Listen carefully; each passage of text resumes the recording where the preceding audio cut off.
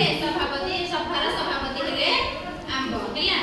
ଆମ୍ବ ସମସ୍ତଙ୍କୁ କହିଲେ ସବୁ ପନିପରିବା ମାନଙ୍କୁ ନିଜ ନିଜର କଣ କହିବାକୁ ଚାହୁଁଛ କୁହ ହେଲା। ତାପରେ ଜଣେ ଜଣେ ଠିଆ ହୋଇ କହିଲେ। ପ୍ରଥମରେ ଠିଆ ହେଲେ କିଏ? ଟମାଟୋ। ପ୍ରଥମରେ ଠିଆ ହେଲେ ଟମାଟୋ। ଟମାଟୋ ଦେଖିବାକୁ ଲାଲ। ଟମାଟୋ ଶାଗୁଆ ମୁକୁଟ ପିନ୍ଧିଛି। କଣ? ଟମାଟୋ ଶାଗୁଆ ମୁକୁଟ ପିନ୍ଧି ଲାଲ ଦେହରେ ଠିଆ ହେଲା। ଟମାଟୋ କଣ ହେଲା? ଠିଆ ହେଲା। ଟମାଟୋ କଣ କହିଲା? ମୁଁ ରୂପରେ ଯେମିତି ଗୁଣରେ ବି ସେମିତି। କଣ? ମୁଁ ରୂପରେ ଯେମିତି ଗୁଣରେ ବି ସେମିତି। ମୋତେ ତରକାରୀରେ ପକାଇଲେ ତରକାରୀ କଣ ସୁଆଦିଆ ଲାଗେ। ତରକାରୀ ସୁନ୍ଦର ମଧ୍ୟ ଦିଶେ। ମୋତେ ଚଟଣି କରି ଖାଇଲେ ମୁଁ ଭଲ ଲାଗେ। ହଁ, ଟମାଟୋ ଖଟା କରି ଖାଇଲେ ବି ଭଲ ଲାଗେ। ଟମାଟୋ କଣ ଅଛି? Vitamin C. ଟମାଟୋ କଣ ଅଛି? Vitamin C. ତାପରେ ଟମାଟୋ ବିଷୟରେ ଶାଗ ଠିଆ ହେଇ ପଡ଼ିଲା। କଣ ହେଲା? ଶାଗ ଠିଆ ହେଲା। ଶାଗରେ କଣ ଅଛି? Vitamin A. ଶାଗ ଦେଖିବାକୁ କେମିତି? ଶାଗ ଦେଖିବାକୁ ସବୁଜ କଲର ନା ନାହିଁ? ଶାଗ ଠିଆ ହୋଇ କହିଲା ତୁ କଣ ମୋ ଠାରୁ ବହୁତ ଭଲ? କଣ କହିଲା? ତୁ କଣ ମୋ ଠାରୁ ଭଲ? ମୋତେ ଖାଇଲେ କଣ ହୁଏ? ଆଖିକୁ ଦେଖାଯାଏ। ମୋତେ ଖାଇଲେ ଆଖିକୁ ଦେଖାଯାଏ। ମୋର ରୂପ ଏତେ ସୁନ୍ଦର ଯେ ଯିଏ ଦେଖିବ ସିଏ ଅଟକି ଯିବ। ମୋତେ ଦେଖିଲେ କଣ?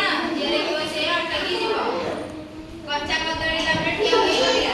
କଞ୍ଚା କଦଳୀ ଠିଆ ହୋଇ କହିଲା କଣ କହିଲା? ମୋର ଭଜା ଭାରି ସ୍ୱାଦ। କଣ କହିଲା? ମୋର ଭଜା ଭାରି ସ୍ୱାଦ। ପାଟିରୁ ଲାଳ ବାହାରେ। କଣ? ପାଟିରୁ ଲାଳ ବାହାରେ। ପିଲାମାନେ ଆନନ୍ଦରେ ଖାଆନ୍ତି। କିଏ ଖାଏ? ପିଲାମାନେ ଆନନ୍ଦରେ ଖାଆନ୍ତି। ଆହା କି ମଜା କଦଳୀ ଭଜା। କଦଳୀ କଣ କଲା? ଗୀତ ବୋଲି କହିଲା ଆହା କି ମଜା କଦଳୀ ଭଜା। ମୋତେ ପିଲାଠାରୁ ବୁଢ଼ା ପର୍ଯ୍ୟନ୍ତ ସମସ୍ତେ ଖାଆନ୍ତି ହେଲା। ତମେ ଆଉ ବେଶୀ କଥା କୁହନା। ଲୋକ ମୋତେ ବହୁତ ଭଲ ପାଆନ୍ତି ହେଲା।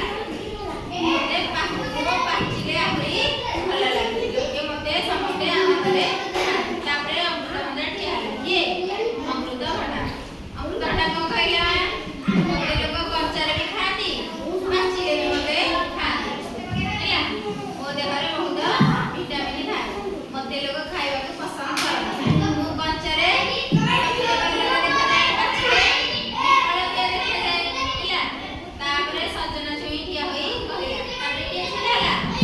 ତାପରେ ସଜନା ଛୁଇଁ ଠିଆ ହୋଇ କହିଲା। ସଜନା ଛୁଇଁ ଯେମିତି ଠିଆ ହେଲା ତାକୁ ଦେଖି ସବୁ ପନିପରିବା କହିଲେ ହସିଲେ। ତାକୁ ଦେଖି କଣ ହେଲା? ସମସ୍ତେ ହସିଲେ। କଣ କହିଲେ ତାକୁ? କଣ କହିଲେ ସଜନା ଛୁଇଁକୁ? ସଜନା ଛୁଇଁ କହିଲେ ତୁ ତ ଦେଖିବାକୁ ବାଜା ବଜେଇବା ବାଡ଼ି ପରି ହୋଇଛୁ ହେଲା।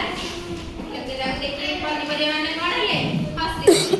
ସଜନା ଛୁଇଁ କଣ କହିଲା? ମୋତେ ତରକାରୀ କର, ଭଜା କର, ଡାଲମା କର।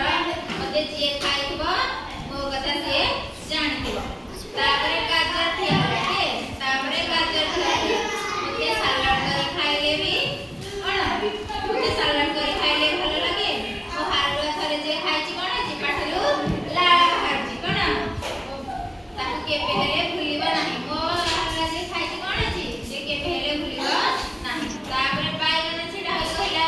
ବାଇଗଣ କଣ କହିଲା? ମୁଁ ହେଉଛି ପରିବାମାନଙ୍କ ରାଜା। ବାଇଗଣ କିଏ? ମୁଁ ହେଉଛି ପରିବାମାନଙ୍କ ରାଜା। ବାଇଗଣ କହିଲା ହେଲା। ମୋତେ ସବୁ ପ୍ରକାର ତରକାରୀରେ ପକାଯାଏ ହେଲା। ଭଜା ମଧ୍ୟ କରାଯାଏ। ହଁ, ପୋଡ଼ି ମଧ୍ୟ ଖିଆଯାଏ। ବାଇଗଣ ଦେଖିବାକୁ କୋଉ କଲର? କଳା କଲର ଅଛି, ଶାଗୁଆ କଲର ଅଛି ହେଲା। ହଁ, ବାଇଗଣ କଲର ଅଛି। ତାପରେ କଣ ହେଲା? କଲରା ଠିଆ ହେଲା। କଲରା ଯେମିତି ଠିଆ ହେଲା ତାକୁ ଦେଖି କଣ ହେଲେ? ସମସ୍ତେ ହସିଲେ। ତାକୁ ଦେଖି ସମସ୍ତେ ହସିଲେ। କଲରାକୁ ଦେଖି ସମସ୍ତେ ହସିଲେ। କହିଲେ ତୁ ତ ଖାଇବାକୁ ପିତା ଲାଗେ ହେଲା। ତତେ କିଏ ଖାଇବ? କଲରା କଣ କହିଲା? ମୋତେ ଖାଇଲେ କୁର୍ମି ହୁଏନି, ଚର୍ମ ରୋଗ ମଧ୍ୟ ହୁଏନି। ତାପରେ ଏମିତି ଜଣ ପରେ ଜଣେ କହିଲେ। ତାପରେ ଆମ୍ବ ସଭାପତି କହିଲେ। ସଭାପତି କିଏ? ଆମ୍ବ। ଆମ୍ବ କହିଲେ